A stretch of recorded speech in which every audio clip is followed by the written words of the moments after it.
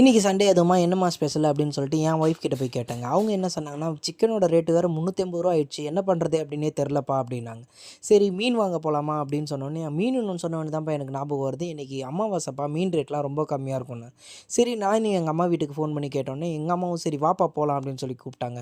நாங்கள் எல்லாருமே ஃபேமிலியோட நேராக கிளம்பி மீன் மார்க்கெட்டுக்கு போயிட்டாங்க. அங்கே போய் பார்க்கும்போது தான், நாங்கள் பண்ண தப்பை நீங்கள் யாருமே பண்ணக்கூடாது. அப்படி என்ன தப்பு பண்ண அப்படின்னு கேட்டிங்கன்னா, வீடியோவோட கடைசியில் சொல்கிறேங்க. சரி அப்படின்னு சொல்லிட்டு நேராக உள்ளே போய் பார்க்கும்போது அங்கே கொஞ்சம் கடை தாங்க இருந்துச்சு. சரி எங்கள் அம்மாலாம் போயிட்டு ரேட்டெல்லாம் கேட்டுட்டு இருந்தாங்க. அங்கே போய் பார்த்தா இன்றைக்கி அமாவாசை அதுவுமா நண்டு வாங்கலாமா அப்படின்னு கேட்கும்போது, அமாவாசையில் நண்டுலாம் வாங்கக்கூடாதுப்பா, நல்லா இருக்காது அப்படின்னாங்க. அப்படியா, எனக்கு தெரியாதுமா அப்படின்னு சொன்னேன். அப்படி என்ன அப்படின்றது உங்களுக்கு தெரிஞ்சால் நீங்கள் மறக்காமல் இந்த கமெண்ட் பாக்ஸில் கமெண்ட் பண்ணுங்கள். சரி அப்படின்னு சொல்லிட்டு இங்கே போயிட்டு இந்த அண்ணங்கிட்ட இந்த மீனோட விலை என்னன்னு கேட்டேன். அவர் சொல்கிறத நீங்களே கொஞ்சம் கேளுங்களேன்.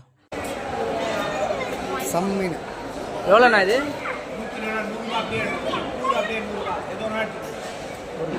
நீங்கள் மீன் மார்க்கெட்லாம் போனோம் அப்படின்னு நினச்சிட்டிங்கன்னா காலைல 7 மணிக்கெலாம் போயிட்டீங்க. ஏன்னா 12, 1 மணிக்கெலாம் க்ளீன் பண்ணிட்டு மீன் மார்க்கெட்டில் எல்லாமே காலி ஆகிடுங்க.